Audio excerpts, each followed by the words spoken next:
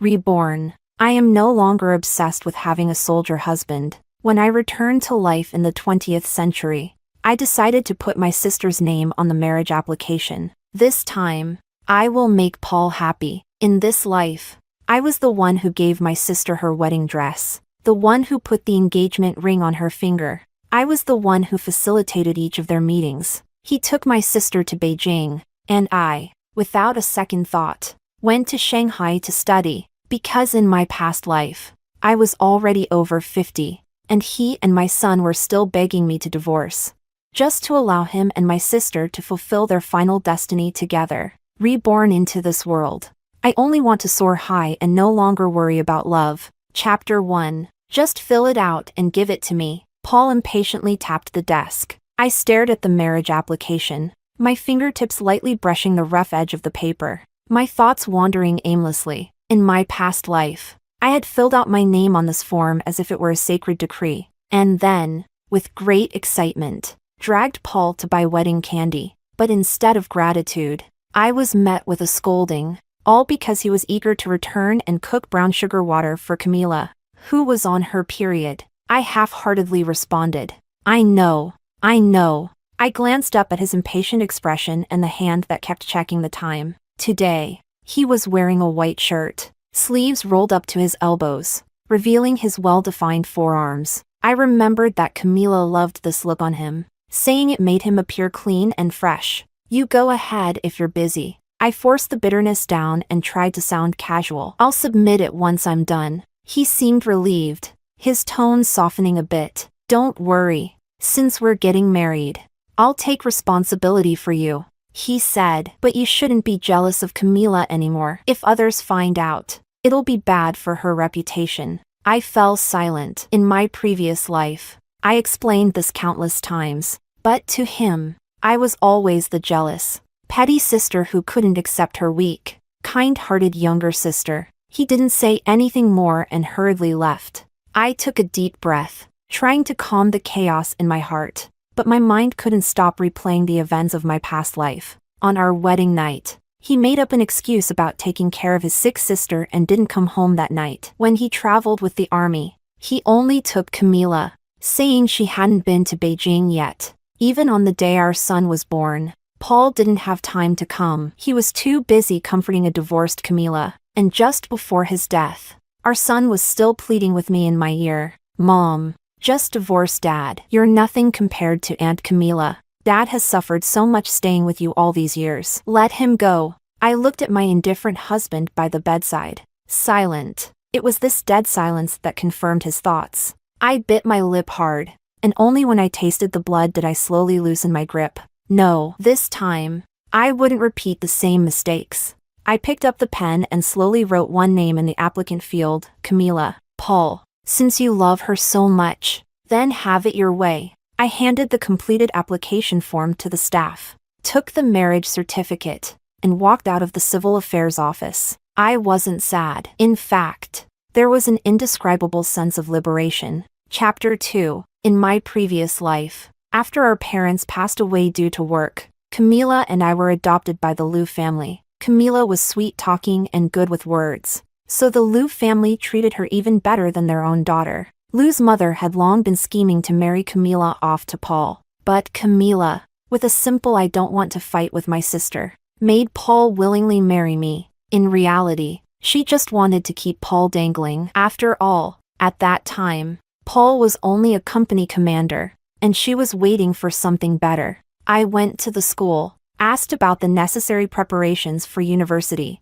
and inquired about living expenses and other issues before heading back home with peace of mind. When I returned to Paul's family quarters, I had just entered the door when I heard Camila's playful voice. Paul, if you come back to be with me instead of your sister, will she get upset? It's fine. I can visit her anytime, but every time you come, you always get so close to her. I'm worried about you being alone at home. Camila smiled happily, then feigned a sad expression and said, After you and my sister get married, will you still be good to me? Of course, Paul said firmly. Who else would I be good to if not you? If your sister treats you badly, I'll divorce her. I clenched my fists so tightly that I almost lost control of my emotions. So, Even after living a second life, hearing my husband speak so coldly to me still hurt. I composed myself, suppressing the ache in my chest, and walked into the room as if nothing was wrong. Paul came out of Camila's room, a hint of awkwardness on his face. I just saw that Camila wasn't feeling well, so I went in to check on her. I gave a faint and turned to leave for my room. In my previous life, I'd fought with him countless times over his ambiguous behavior with them. This time, I didn't want to waste time or energy on it. He stopped me. Rita, how about we buy some wedding candies and distribute them to the wives in the staff quarters? I looked at him in surprise. Then I thought, he must be trying to make it up to me by doing something because I wasn't causing a scene. No need. There's no point in these formalities. He was stunned for a moment, probably unable to imagine that I would actually turn down the suggestion. Is it because you're upset that Paul is taking care of me? Camila walked out of the room, looking wronged and innocent. She was wearing the linen suit that I had specifically bought for our wedding photos. It was the most popular outfit in the 1950s. I had saved up for half a year to buy it in my previous life, but never dared to wear it. Seeing my gaze, Camila quickly explained, I saw this outfit on your bed today, and I liked it, so I wanted to try it on. I forgot to take it off. She lowered her head, twirling her fingers, looking like a child who had done something wrong. Paul instinctively spoke. Rita, don't. I interrupted him, my tone calm. It looks good on you, so you can keep it. I never wore it anyway. I could still smell the faint traces of blood and sweat on the linen suit, and the memory of running home crying in the middle of the night came flooding back. Even now, it felt disgusting. In the surprised gazes of both of them, I returned to my room and locked the door. I took out my folder, inside which was my acceptance letter, South City University. I had always liked the South, especially since the finance major there was exactly what I wanted. In my previous life, I had given up my studies for Paul, content to stay home and serve my in-laws. This time, I was lucky to have the chance to live for myself. I looked at the calendar. There were only 10 days left until I could leave this place. Time was tight, but I had to make the most of every moment to prepare. A knock on the door interrupted my thoughts. Annoyed, I opened it. Paul stood there with a bowl of noodles, his tone gentle. You must be hungry. I made you some noodles. For a moment, I felt a strange sense of nostalgia. In my past life, he was either cold and distant or harsh with his words. This warm, affectionate Paul was someone I hadn't seen in a long time. No thanks. I ate outside. Impossible, he said. You've always been too stingy to spend money. His words stung. I used to be stingy, saving every penny, spending most of my part-time earnings on him, buying him things. But now, as I was about to go to university, I had many more expenses to think about, and every penny had to be carefully considered.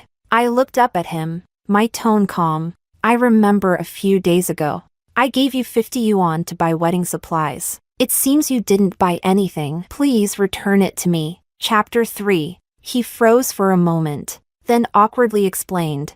That money, I used it to buy Camila some little leather shoes. I couldn't help but sneer. It was so meaningless. Always the same thing. Well, never mind. I'm going to bed, I said, closing the door behind me. I'll give you the money tomorrow, he added, a hint of irritation in his voice. We're married. Do you really need to be so calculating? I couldn't help but snort. So, it's okay for you to spend my hard-earned money on someone else, and I'm not even allowed to be upset about it? He knew he was in the wrong but still muttered under his breath. Unreasonable. I couldn't be bothered to argue any longer and slammed the door shut. The next few days, I sold off some of the worthless belongings around the house, those keepsakes from my previous life. Full of memories. Looking at them now, they were just cheap junk. I packed them all up and sold them to a scrap collector for a little money. In the afternoon, I continued packing my things when Paul appeared in front of me, holding 50 yuan in his hand. He spoke stiffly. Here's your money. I took the money and nodded. Thank you. He looked at me with a complicated expression, his gaze drifting to the suitcase I was packing. I planned to have Camila go with me to Beijing with the army first. You don't need to keep packing, I didn't stop packing and nodded. He seemed a little uneasy with my attitude, unsure of how to handle it. "What's wrong with you lately? You're like a different person." I turned my head in impatience, not wanting to get into it. Although Paul didn't love me, if he found out that Camila's name was on the marriage application, he might just renew our marriage for her sake. I had no intention of getting involved with that pair of scoundrels again. "It's nothing. I just want to pack my things," I said. "When you go to Beijing, I'll move back to the countryside." He let out a relieved sigh and explained, "It's not that I'm not letting you go with me. It's just that Camila has never been to Beijing, and she wants to see it. I'll come get you in a few months."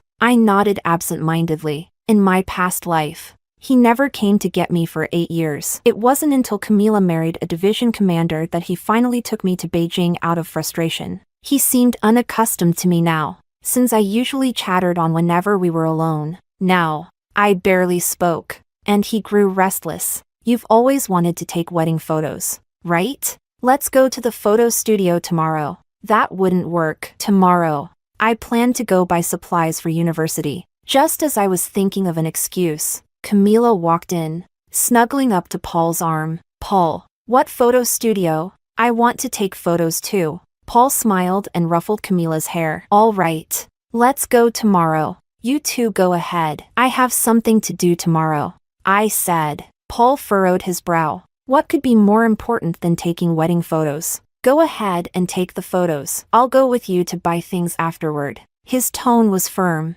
as if it left no room for refusal. Camila pouted. "Are you not going because of me?" I didn't want to argue any further, so I nodded in agreement to go. Early the next morning, I heard Paul in Camila's room, coaxing her to get up. The bright red numbers on the calendar reminded me that there were only 4 days left. In 4 days, I would finally be free of this life. When I was on the verge of impatience, they slowly emerged from the room. Paul, ever so considerate, had prepared hot water and was personally washing Camila's face. I couldn't believe I'd been so blind in my previous life, thinking that if I married him, he would treat me the same way. I was lost in thought when Paul awkwardly walked over to me, holding a ring in his hand. "The neighbors said it's trendy to wear wedding rings now. I bought one for you." I didn't take it. In my past life, there was no ring like this. As soon as Camila saw it, she immediately pouted.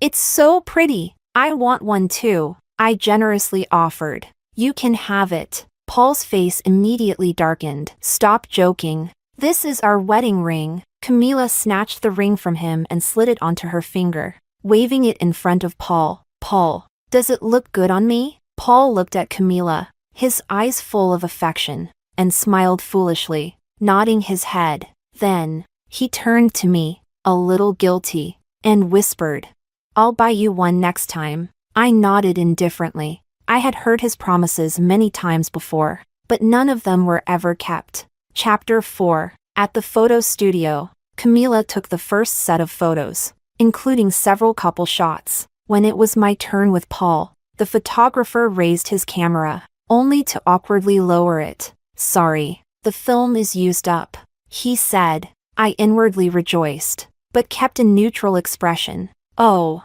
that's fine," I replied. After we left the studio, Paul pulled a train ticket from his pocket and handed it to me. It was for a seat to Beijing, scheduled 4 days from now. "I didn't mean to leave you behind," he said. "I'll go ahead to settle in, and I'll be waiting for you in Beijing." It takes 3 days and nights to get to Beijing from here, and I couldn't understand how he thought I'd manage. Moreover, there was only one slot for a military spouse. Where would he have me stay? But asking now wouldn't yield a satisfying answer. When I accepted the ticket, Paul visibly relaxed. "Don't worry. Even if you don't stay in the military compound, you're still my only wife," he said. "I'll treat you well. I just consider Camila as a sister." I softened a bit at his words. How long had it been since I heard him speak so gently? Suddenly, a truck came around the corner, speeding straight toward us. Paul pulled Camila into his arms and dodged the vehicle. In the confusion, I was pushed. I froze in place, unable to move. As the car came barreling toward me, the vehicle swerved at the last second, hitting me and dragging me along. Pain surged through me, and I felt dizzy, cold sweat beading on my forehead. The driver hurriedly jumped out of the car, stammering, "Miss, are you okay?" A crowd gathered around, pointing and murmuring. My gaze cut through the onlookers, fixing on Paul. He was comforting Camila, completely unaware of what had just happened to me. Or perhaps he noticed and just didn't care. I smiled bitterly, and the last shred of hesitation in my heart disappeared. So this was what he meant by "I'll treat you well in the future." The driver took me to the hospital. After a series of checks, I learned I had only superficial wounds and some minor internal displacement. Lying in the hospital bed, my body ached, but my mind was strangely calm. Late into the night, Paul entered with a fatigued expression. When he saw that I was awake, he looked flustered for a moment. "Rita, how are you feeling? Is it better?" I gave him a cold look but said nothing. He rubbed his hands together, looking uneasy, and started explaining. Camila was a bit too scared, and I was with her the whole time. So, under my gaze, he awkwardly fell silent. "Rita, listen to me." The situation was urgent. Camila was closer to me, so I instinctively. He paused, seemingly trying to find the right words. "I didn't know you were going to get hit." I interrupted him. "When are you going to Beijing?" He hesitated. "Tomorrow." "All right, I need to rest. You can go now." I closed my eyes, signaling that I wanted to be left alone. Paul seemed like he wanted to say more, but ultimately left. Sensing my discomfort, the next day, Lou's mother came. She brought a thermos and wore a big smile. "Rita, Paul asked me to come take care of you. How are you feeling now?" "Much better. Thank you, Mom." As she served me soup, she chattered on. "Paul, that boy, he's so careless. I wonder if he'll be able to take care of Camila properly." She stopped midway as if suddenly realizing something and awkwardly fell silent. "Mom, actually, it's Camila who married Paul." Lou's mother froze. After a long pause, she finally reacted. "What? What did you say?" I submitted Camila's name on the marriage application. Lou's mother was first stunned, then her face lit up with joy. "Rita, you're such a good child. I knew you were the most sensible." She excitedly grasped my hand. "Rita, thank you. Thank you for making this possible for them." I smiled faintly, but said nothing. Chapter 5. Helping you? No, it was helping myself. She was always inclined toward Camila, even in the past life. No matter how hard I tried to serve her, in her old age, she still left all her inheritance to Camila. "Mom, don't tell Paul or Camila about this yet." Lou's mother grinned from ear to ear. All right. Mom understands." "Then, what are your plans for the future?" "In a few days, I'll be leaving." I didn't disclose my specific destination. Lou's mother wanted to ask more, her mind full of their marriage issues. I closed my eyes, pretending to fall asleep. The day I was discharged from the hospital, I didn't notify anyone. Before I left, I wrote a letter to Paul. "Paul, by the time you read this letter, I will already be on a train heading south. I know you've always liked Camila, and I'm letting you two be together. Our fate is over. I wish you both happiness." I sealed the letter, along with the Beijing train ticket and our marriage certificate, and sent them to Beijing. I dragged my suitcase to the train station. The air in the southern city was moist and warm, and as I stood in front of the Shanghai campus, I felt a bit dazed. Walking through the campus, I felt as though I had been reborn. During the day, I sat in class,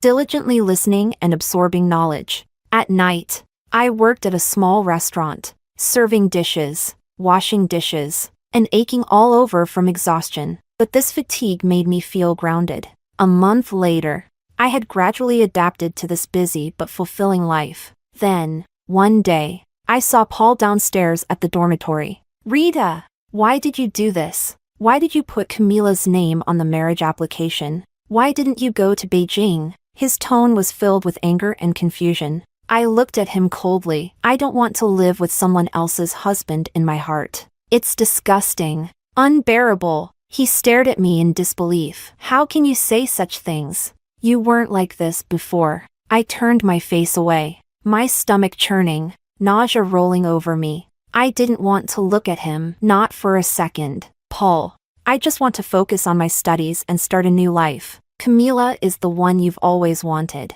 right? You two should cherish each other. Please don't disturb me anymore. He angrily ran his hands through his hair. What nonsense are you talking about? I've always treated Camila like a sister. I sneered. What kind of siblings hug each other and steal kisses? I had once caught him kissing a sleeping Camila, that tender expression on his face. I would never forget. His face flashed with shame, but then he grew furious. Rita, stop spouting nonsense. Me and Camila are completely innocent. The sibling love you talk about is disgusting to me. Let me go, and let yourself go too. His face turned a dark shade, but he didn't know what to say. I remembered when I first arrived at the Liu family as a child. The fear of being dependent on others, making me afraid to even eat my fill. On nights when hunger overwhelmed me, I would secretly sneak out to eat leaves from the garden. And Paul saw me. He shared his snacks with me and comforted me. Rita, don't be afraid. I'll protect you from now on. That warmth back then made me fall for him, step by step. So, in my past life, even though Paul didn't love me at first, I was willing to marry him. In the following days, Paul still lingered around the school. I deliberately avoided him, not wanting to have any more dealings with him,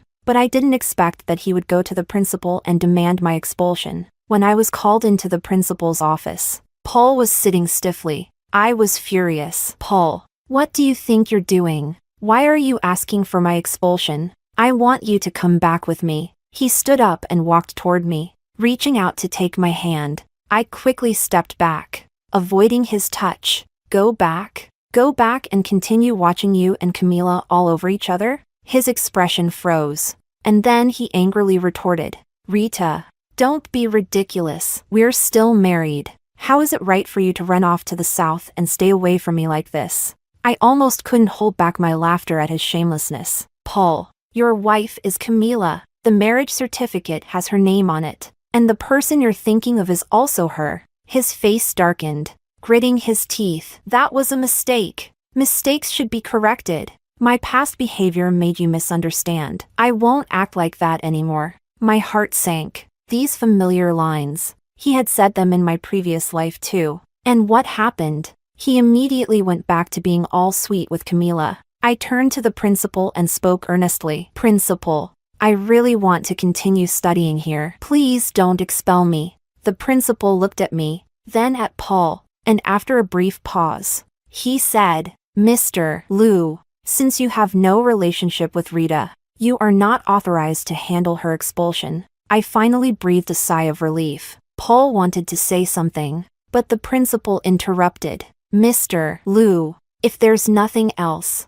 please leave. I have work to do. Chapter 6. In the following days, Paul continued to haunt me. I was exhausted from his constant pursuit, and my studies were being affected. What made things even more troublesome was that Camila had also arrived. Paul, please, let's go back and get a divorce. I don't want this. I don't want to steal my sister's husband. I'm a bad person. She tugged at Paul's sleeve, crying in fits. Paul, with a heart full of sympathy, pulled her into his arms and gently patted her back. Camila, don't cry. It's not your fault. We'll go back right away. It's my fault for making you suffer. Camila, looking pitiful, pretended to kneel down. Sister, I'm sorry. Please don't be angry with Paul. I know it was a misunderstanding between Paul and me. Don't kneel. It's my fault for making you suffer. We'll go back now. As she said this, she shot me a glare,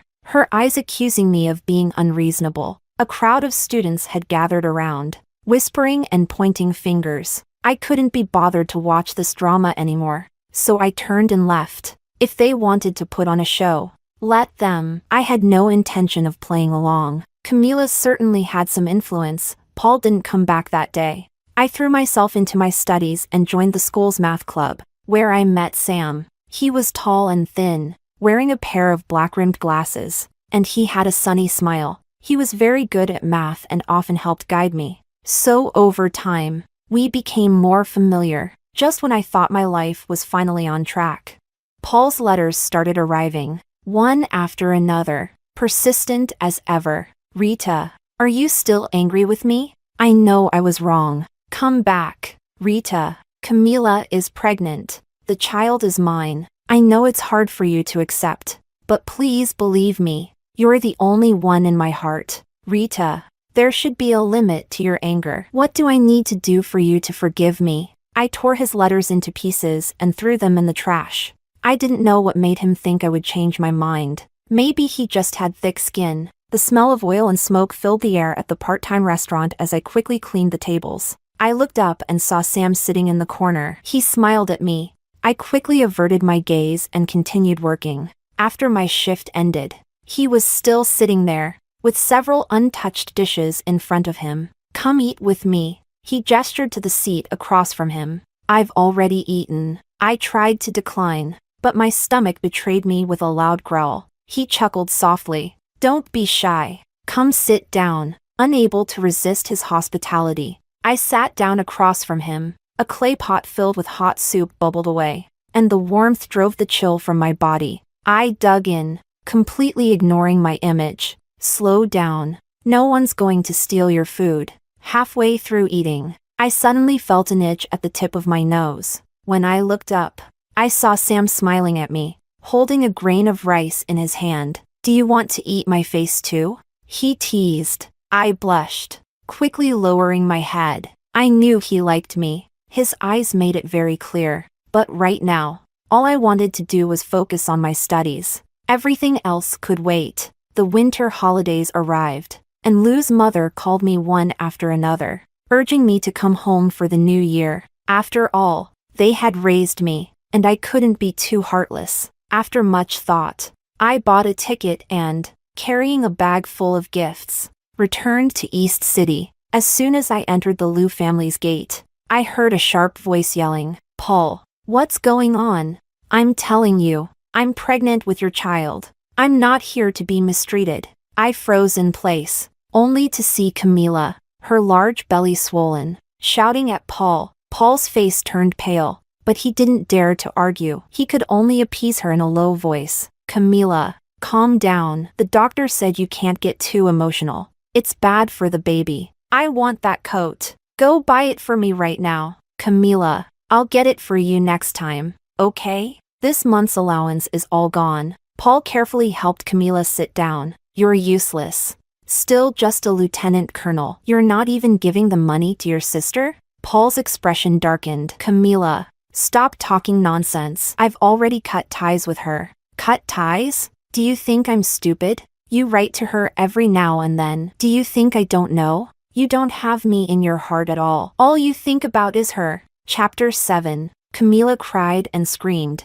pounding her fists against Paul's chest. Paul, looking impatient, said, I told you. I didn't do anything. I stood at the door, watching the scene before me, feeling nothing but absurdity and laughter. In my past life, he hid his contact with Camila from me. In this life, he was hiding his letters to me from Camila. In the end, he was just someone who wanted to have it both ways. Never truly loyal. Lou's mother was the first to notice me. Rita, you're back. Come help talk to Camila. Her temper's getting worse. She grabbed my hand, her tone somewhat ingratiating. I pulled my hand back and said indifferently, I'm tired. I'll go rest in my room first. Lou's mother froze for a moment, but didn't say anything further. She turned and continued to coax Camila in a low voice. She was so different from the domineering woman I remembered. Back in my room, I dug out the New Year's gift Sam had given me from my luggage, a red cashmere scarf. I wrapped the scarf around my neck and glanced at myself in the mirror, a smile tugging at my lips without my noticing. That evening, I heard a knock on the door. I opened it to find Paul standing outside, looking haggard and uneasy. Rita, can we talk? I stepped aside to let him in. He rubbed his hands together, gathering courage as he said, Rita, the wife I've always wanted is you. I've been waiting for you. Camila's temper's getting worse, and she's spending money recklessly. I couldn't help but scoff. Waiting for me? Paul, do you even believe your own words? You've been waiting for me while letting Camila get pregnant with your child. What exactly do you think I am? His face flushed red. his eyes full of panic. Rita, let me explain. I interrupted him. There's nothing to explain. You and Camila already have a child. What else is there to say? I wish you both a happy life and an early arrival of your child.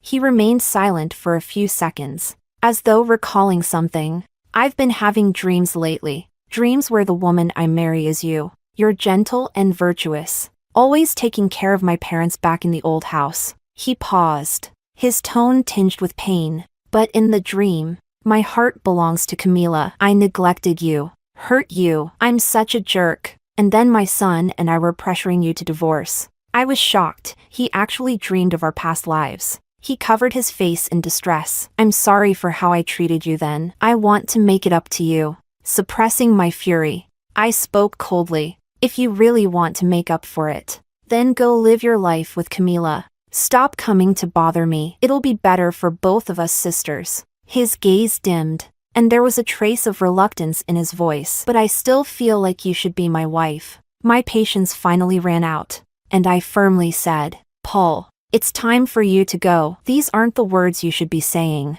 nor the place you should be. He stood up despondently and walked out of my room with heavy steps. I watched his retreating back, feeling no emotions stirring inside me. In both lives, he had always wavered between two women, greedily wanting to have it all. The next morning, I packed my things and knocked on Lou's mother's door. I handed her a bank card, saying calmly, "Thank you for taking care of me all these years. This card contains the money I've saved over the years. Consider it my way of repaying your kindness in raising me." Lou's mother froze for a moment, trying to refuse. "Rita, this really isn't necessary. Take it," I said, lifting my luggage. "I've got some things to handle at school, so I'm leaving now." Without looking back, I walked out of the Lou family home, feeling no attachment. At the ticket window, the line was long, and when it was finally my turn, there were no more tickets to the South City. When I checked,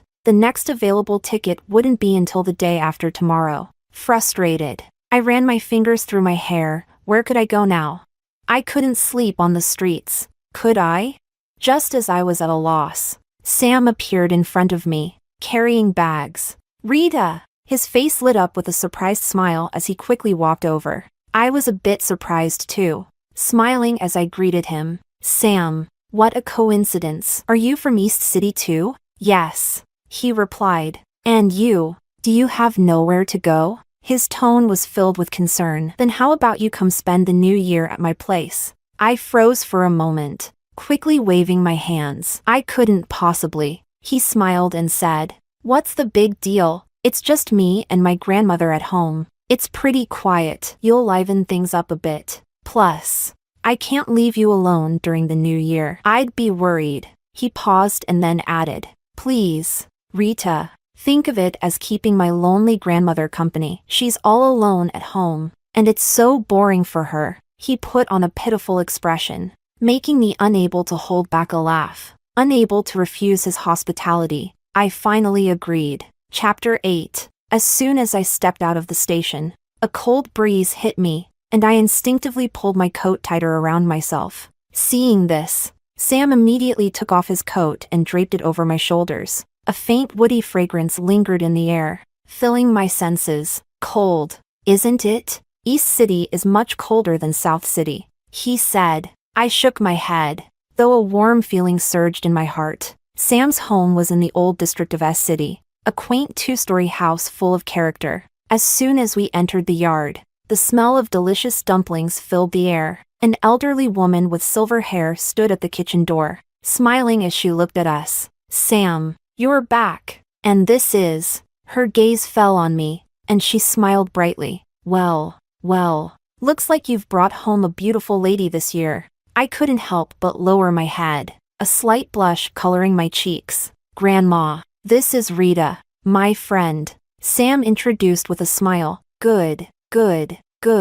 Come in and warm up." Grandma Sam was busy cooking dumplings, while Sam helped carry my luggage to the guest room. The guest room wasn't big, but it was clean and tidy. The bedding had the comforting smell of sunshine. "You rest for a while. The dumplings will be ready soon," Sam said gently as he set down the suitcase. I nodded and sat on the edge of the bed, gazing out at the falling snow. A sense of peace and tranquility, like never before, filled my heart. Perhaps this was what it felt like to be at home. That evening, we sat around the dining table, enjoying the steaming dumplings. Grandma Sam kept serving me more food. "Rita, you should come here often. You're always welcome at my place," she said warmly. I smiled and nodded, my heart full of warmth. After dinner, Sam suggested we take a walk in the nearby park. The park was nearly empty in the winter, with only a few couples nestled together, enjoying the rare peace.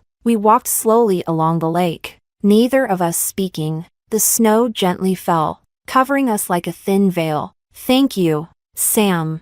I broke the silence and spoke softly. "Thank me for what?" "Thank you for taking me in, for giving me a warm place to stay." Sam looked at me and teasingly said, "Then, how about you show your gratitude by becoming my girlfriend?" I froze for a moment, then playfully snorted. "Dream on." Though I said that, a slight ripple stirred in my heart. "Then tell me, how should you repay me? After all, I'm the hero who rescued you from the troubled waters at the station," he said in an exaggerated tone. I couldn't help but laugh at his dramatic words and feigned seriousness. "A hero? I think you're trying to extort me," I said, pretending to scold him. He pretended to think for a moment and then, with great seriousness, said, "Let me think. How about you cook for me every day until school starts?" I couldn't help but roll my eyes. "You wish. My cooking is nothing special." He smiled and looked at me with twinkling eyes. "No worries.